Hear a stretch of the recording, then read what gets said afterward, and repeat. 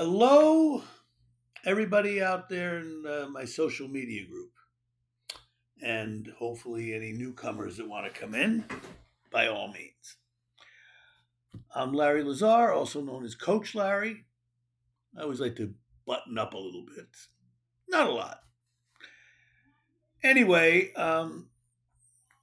today is Wednesday, August 27th, and of course, Wednesday is Healthy Hump Day. To reiterate, I'm Larry Lazar, also called Coach Larry. I am a business development coach as well as a health and wellness coach in the Brooklyn metropolitan area. I am originally from New Jersey. I, of course, have a lot of roots over there, but I don't want to digress too much. Today being Healthy Hump Day, of course, we all know the joke from, I believe it was Stephen Wright that said it. If you know of a different comedian that originated this question, by all means, either put it in the comments or shoot me a text or an email at erazzlecoaching@gmail.com. And basically, the question is, why is Wednesday called Hump Day when most people get laid on the weekends? We all know the true answer, but that's just a funny way of putting it. Anywho, just want to give you a little background. In my coaching practice, one of the things that I have is like Maslow has his hierarchy of needs. I, of course, have my hierarchy of needs, what I call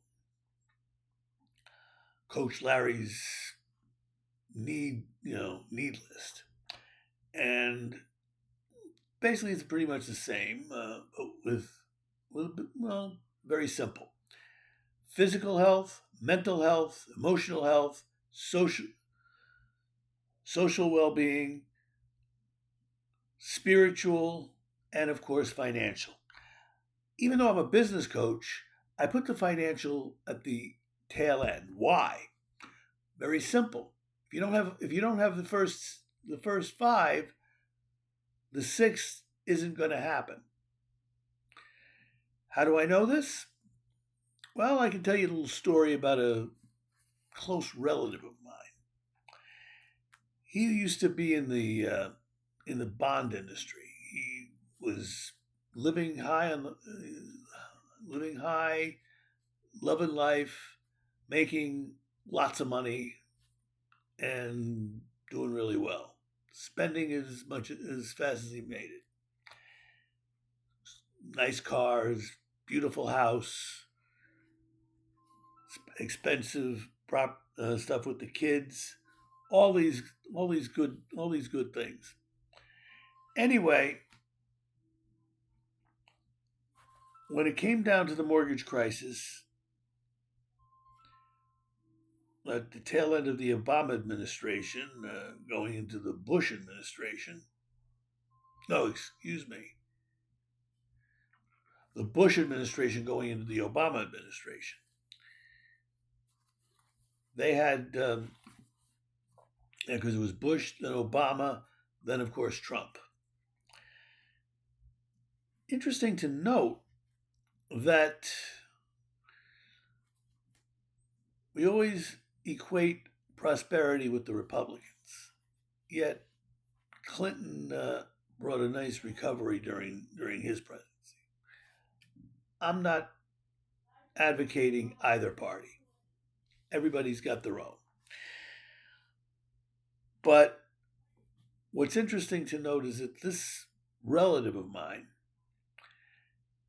was doing really well, but when the mortgage crisis hit, his income went from mid six figures to low five figures. and started having really difficult times. I did what I could to help him, but wasn't, I couldn't, I couldn't do, I couldn't carry that plus other things that I was doing. But like I say, I did the best I could. He was married, had children, good kids. But the problem, aside from the fact that he didn't diversify his income, and I really shouldn't be talking about business stuff during Healthy Hump Day because it's supposed to be a health segment. But just to give you an idea as far as the hierarchy of needs, is that he threw away the spiritual aspect. I mean, we all have spiritual needs, even if we don't recognize them. And without that, everything else seems to fall apart at the wayside. You need to know where you are spiritually so that you you'll hopefully get help from above. I'll leave it at that. Now, as far as now, why I'm going to talk mostly about the health aspects, the first three. The social is good too, but physical, mental, emotional. And as you probably, those of you that have followed me a while back, I told you I was starting something called a carnivore diet, where it's a meat based diet plan, and to do certain things. Now, we all on the fifth on the 31st of December, 1st of January, which is the normal New Year's, we make resolutions. Of course, most of us break those resolutions by February. Sometimes mid-February, sometimes the early week of February. Anyway, reason I mention that is that why can't we keep those resolutions? Well, we're biting off more than we could chew. There's an old joke that says, "How do you eat an elephant?" Now, most of us don't eat elephants. Of course, prehistoric man, that's a different story. They hunted and they developed weapons to uh, knock down and kill woolly mammoths, which is bigger than the average elephant that we see in the circuses today, or those in India and such. But the idea and the answer to that question, like I say, it's an old joke, but it's true. One piece at a time. There's no way in the world you're gonna lose 100 pounds in a month. Even if you do total starvation and work out tirelessly, you're gonna get malnutrition, fatigue, and all kinds of bad things. Proper diet and exercise, and of course, proper sleep, very important. Now, when I tell people that I only eat meat, fish, eggs, poultry, and occasional dairy,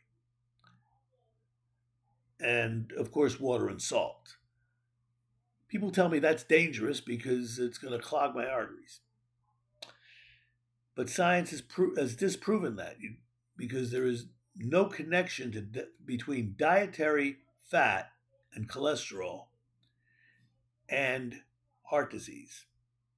One does not cause the other. In fact,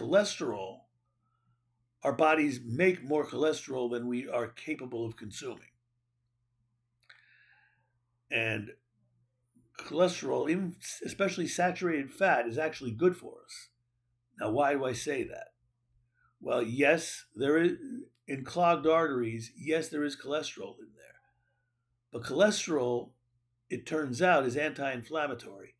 And to blame cholesterol for the clogged arteries is like blaming firefighters for the starting of fires. Firefighters are called to put out the fire. Cholesterol is also called into play to fight off inflammation, and inflammation is one of the biggest causes of metabolic issues. Now, where does the inflammation come from? Well, we know that those of you that follow not only my channel, but the channels that I follow, Dr. Ken Berry, Homestead How, Dr. Sean Baker, Anthony Chafee, even Dr. Annette Bosworth. And Dr. Boz, who is basically very up on the keto, of course, she does a lot of animal products. She basically says that there is no connection. And I'm going to get into something. I'm going to also follow a little bit of what she does and do a little blood work of my own to show you exactly where my blood sugar and ketone level is. Now, I just had dinner a little while ago, so I've already, and it's 7. It's 10 after 7. So whatever my numbers are, bear in mind that this is post dinner. Figure an hour or so after dinner. Now, when I first started keto, before going, strict carnivore, my blood sugar levels have gone up to 200 to 300 levels prior to keto, and then go down to 140s and 150s, and of course doing intermittent fasting, which I'm also getting more and more into, which is very good because you need to have autophagy, but I'm going to get into that maybe in another video. The idea here is that I'm going to show you where my blood sugar is and my ketone levels. I have what is Keto Mojo, which I can track blood sugar and blood ketones. I did a blood sugar test back on Christmas Day. My A1Cs were in the mid sixes, and I think it was like 6.2 or 6.3.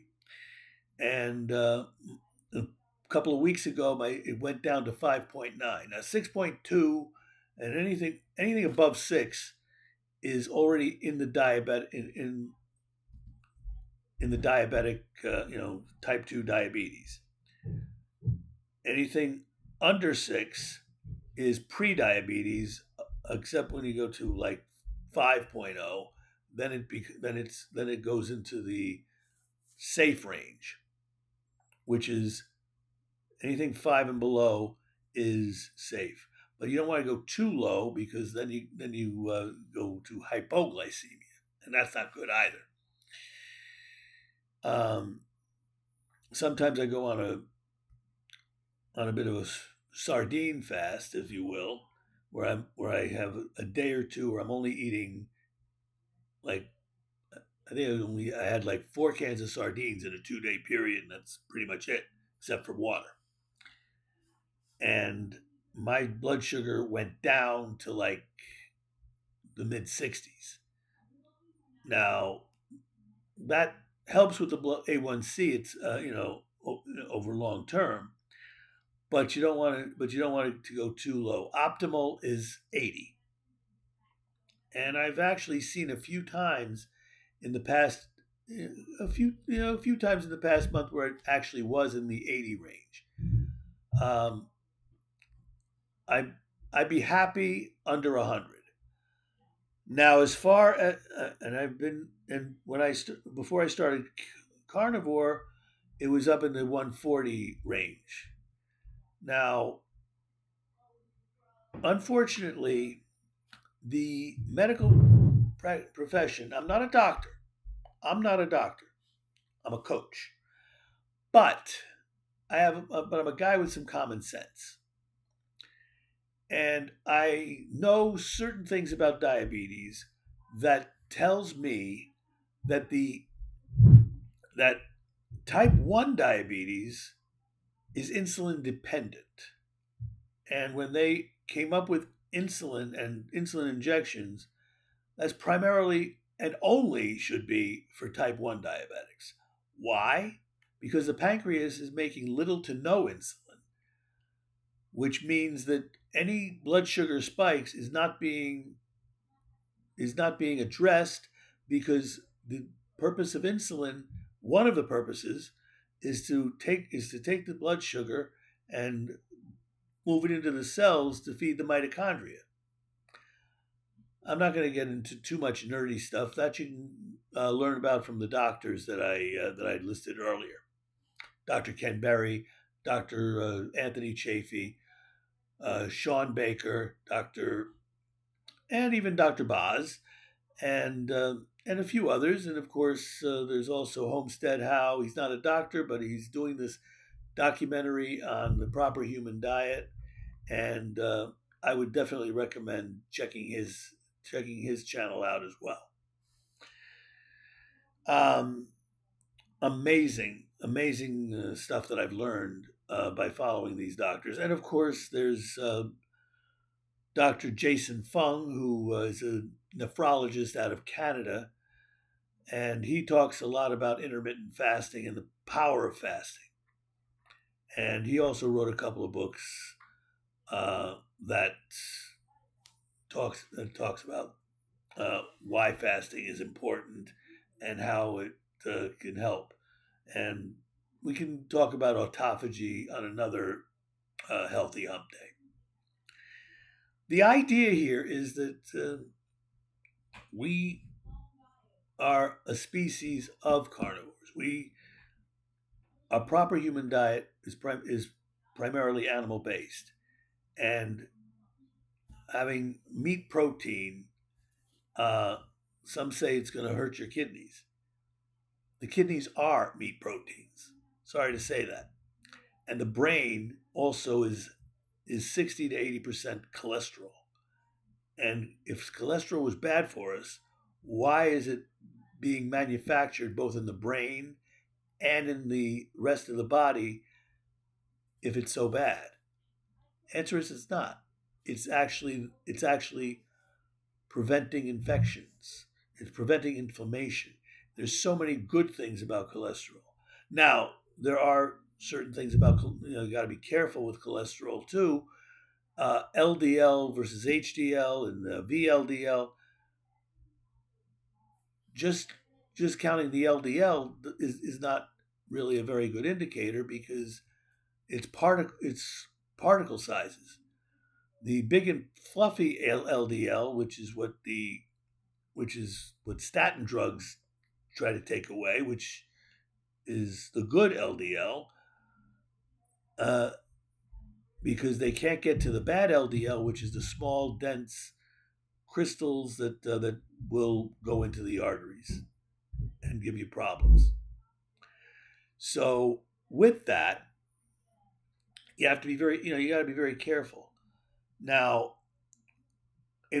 when I went for the for my blood work, those two times, and also every time beforehand, I would talk to my doctor. My doctor and I would have a very lengthy conversation as to why I insisted on having if a fasting insulin and or a C peptide.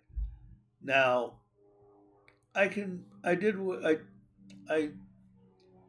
withdrew my request for the C peptide, but I definitely insist on a fasting insulin. Why? Because I want to see my insulin resistance level. Anything under 6 is good. And why do I want to make sure that my insulin level is low? Very simple, because it tells me that it's not overabundance in trying to get as much as it can to take the high amount of sugar coming from the foods to go into the bloodstream. And with the standard American diet, which Ansel Keys was promoting after his 7 country study, although the science behind that was questionable at best, maybe a little corrupt at worst.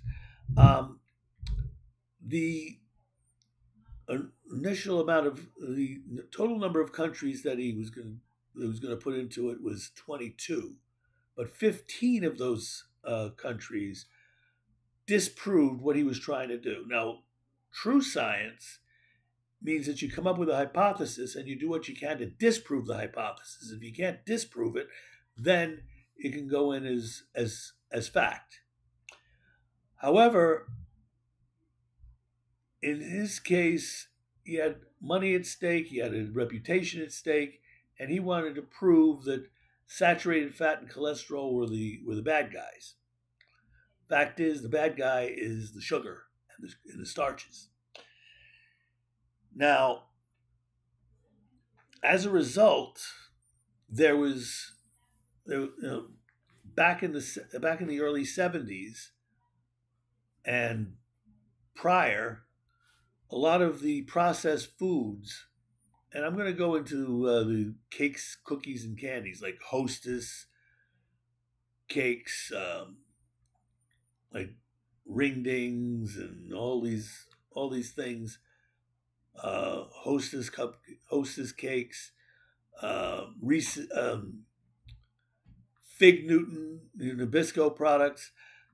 They were made with lard and animal fats that basically help to hold it together and provide taste. Now, when the federal government started putting moratorium on the use of these types of fats and try to cut the fat down, which is a big mistake, as we learn that over the past 50 plus years, with the rise in metabolic issues such as obesity, metabolic syndrome, insulin resistance, and of course, type 2 diabetes and all the and heart disease and all of the complications and the dangers that follow type 2 diabetes,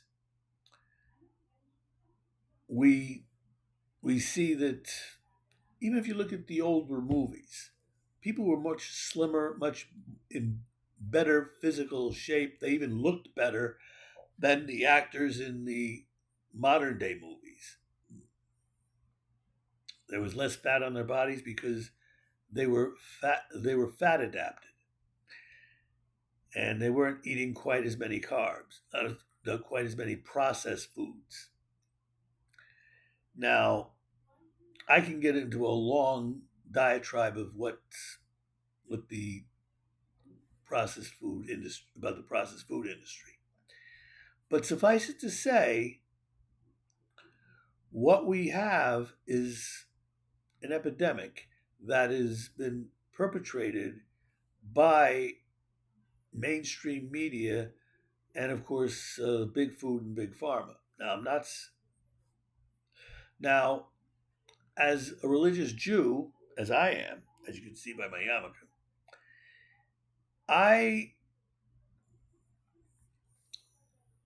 the reformulation of these processed cakes, which have a lot of other problems with preservatives and chemicals, and they used vegetable and seed oils, which is highly inflammatory and has omega sixes, which is you need some omega sixes, but not on the level that we have now. And so there's also additional sugar that's hidden in various foods, high fructose corn syrup and all that stuff. But the but those cakes and cookies and such that I mentioned, the laws of kashrut prohibit eating foods with those with the ingredients of animal fats, if it's not checked, and of course, a mixture of meat and dairy is. But primarily, it also helped to bring in the observant kosher community, because by reformulating it and putting and changing it to these vegetable and seed oils, which are kosher by default, and of course the higher sugar levels, which again is also kosher by default because it's from plants. Um, these it be the kosher supervising authorities started putting their stamp of approval, because there was nothing in those ingredients that would cause it to be prohibited for consumption by the observant Jewish community, and which is thankfully growing as we speak. But I'm not going to get into a religious discussion. That's for Spiritual Sunday. Uh,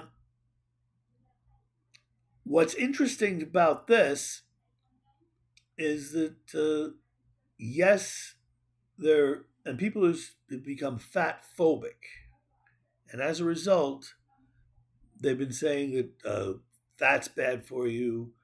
Cut your salt intake.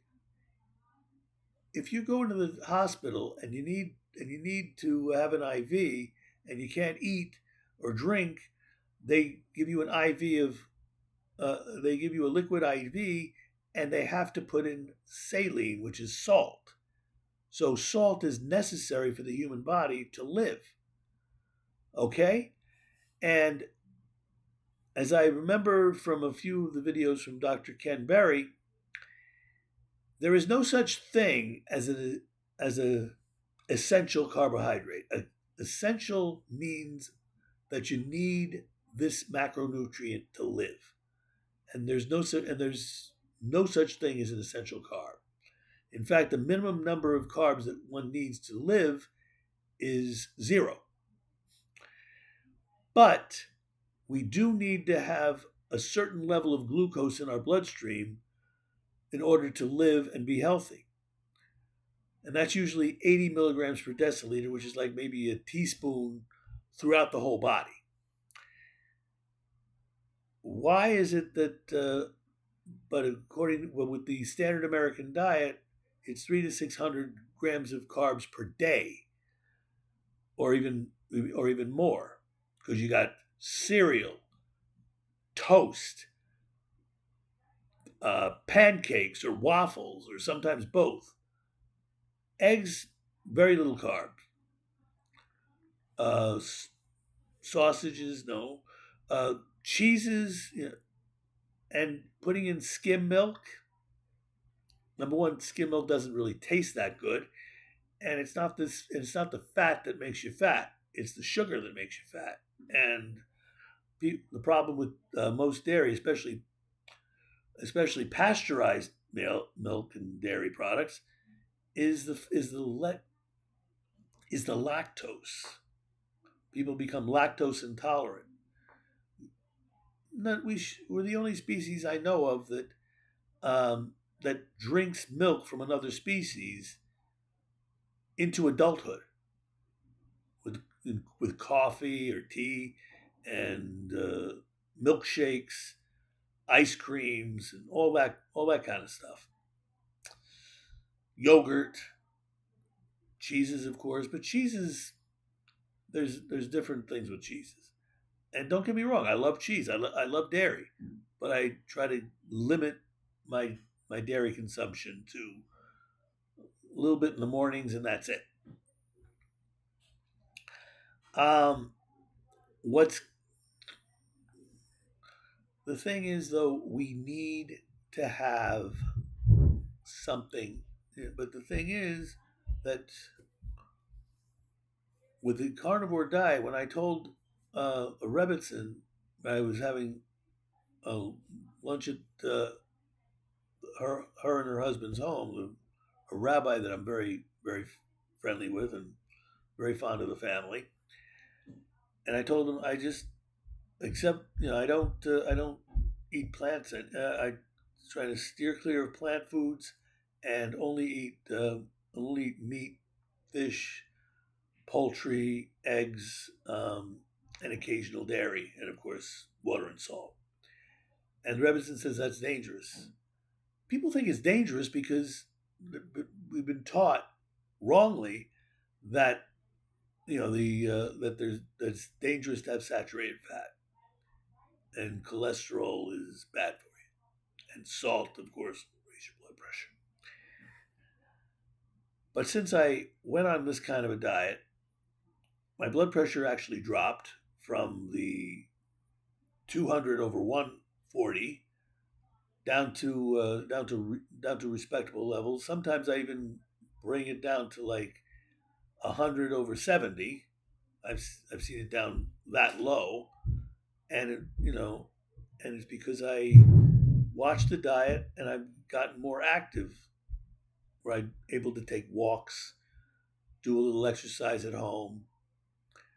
Uh, it's been amazing.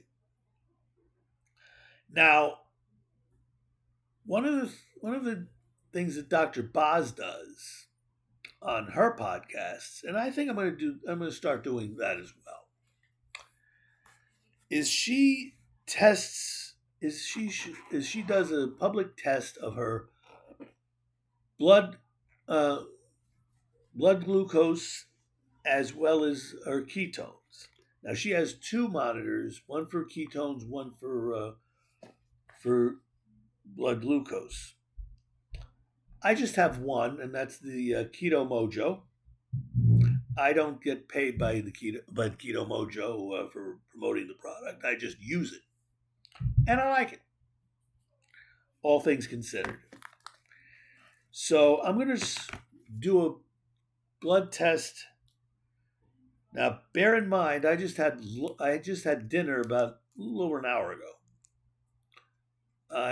About an hour or so ago, I had I had some meatloaf uh, and and and a chicken leg. I didn't have any potatoes or salad or anything else, I and people say you need fiber. You don't need fiber. Check out Dr. Ken Berry's channel, and he'll tell you, and as well as Dr. Baker and Dr. Chafee, they'll tell you you don't really need fiber because it's actually bulk and it will block a lot of the nutrients from going into your body, and you want to absorb the nutrients. That's why you eat, to absorb the nutrients. I'm going to do a blood sugar test now.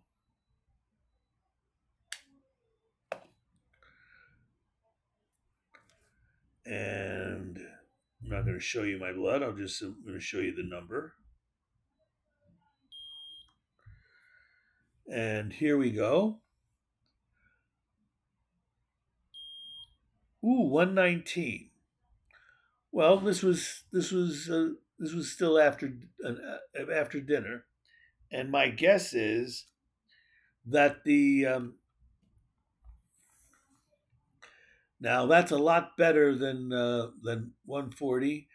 It was about 80. It was about 80 prior to dinner, so I still have to watch the blood sugar spikes up a little bit much. Now, next time when I do this next week, I'm gonna try I'm gonna try to do it in a fashion that maybe I could do it before dinner, during a time when I have more time to myself. Um, okay, where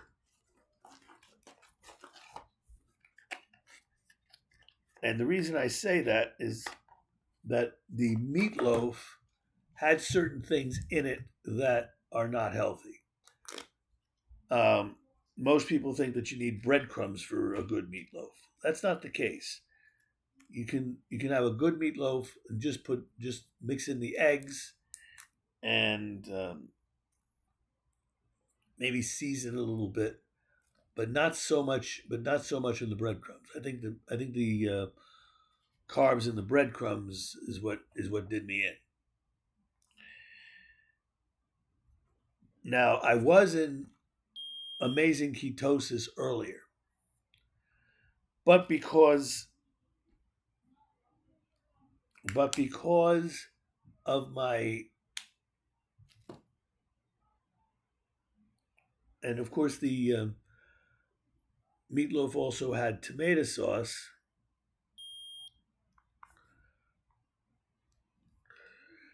9, 8, 7, 6, 5, 4, 3, 1. Oh, point 0.6. That's actually good. Anything over point 0.5 is excellent. Earlier, before my dinner, I was actually at 1.9. But when you eat, the ketone level drops, of course, and because the insulin builds up as the sugar builds up, and tells the blood tells the cells to store the insulin and don't burn it, to store the sugar and don't burn it off the fat. Now, why is that so important? Well, let's face it. Why is ketosis such a wonderful thing? Very simple. When you use fat for energy, it actually goes into the storage cells. Now, people think that you need to have a certain amount of carbs or you'll die. Not so, because the three macronutrients that exist. Now we need to have certain amount of glucose in the bloodstream. True, but it doesn't have to come from carbs, because blood sugar spikes come from the other macronutrients. Protein, the body takes in the protein that it needs, and some of it converts to glucose through something called gluconeogenesis, which spikes up the blood sugar and promotes an insulin spike. Fat is negligible spike in blood sugar, but there is some, and therefore there's a less of an insulin spike, but there's enough of an insulin spike to do that. Now, with the standard American diet, I want to leave you with this: is that when you imagine, because with the standard American diet that's so carb heavy, with a foundation of breads, pastas, and starches, the glucose level goes up, so the blood sugar level goes up, and it signals the pancreas to secrete an inordinate amount of insulin. And best way I can think of is, imagine you move into a neighborhood and you have 100 neighbors, and every neighbor brings you a cake. Doesn't matter what the cake, doesn't matter what flavor the cake is. It could be strawberry shortcake, chocolate cake, whatever it is. And every one of them brings you a cake as a housewarming gift. So you have 100 cakes so far from their visit. That's quite a lot. But imagine, because we are programmed to believe that we need to be eating every couple of hours. So imagine, every couple of hours, the all 100 neighbors bring over a cake every 2 hours. 100 cakes times 2 times 12. I mean, excuse me, yeah, times 100 hours times 12. That's 1,200 cakes per day, and then of course you sleep. But you do it every day and constant. I mean, pretty soon your family becomes neighbor resistant. The neighbors are the insulin bringing, and the cake is the sugar. Well, cake is made of sugar anyway, but you get the idea.